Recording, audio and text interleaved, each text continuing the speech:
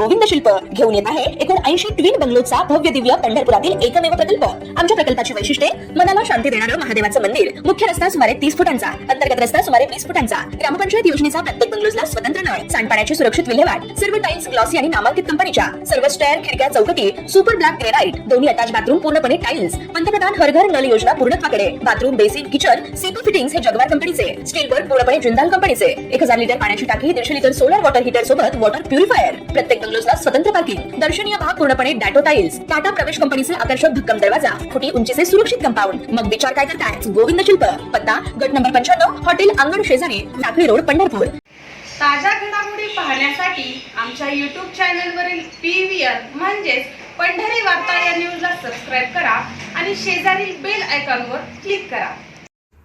पंढरपूर शहरातील इंदिरा गांधी चौक, सरगम चौक परिसरात सतत वाहतूक कोंडी होत असल्याचे मागील अनेक वर्षात सातत्याने दिसून आले आहे।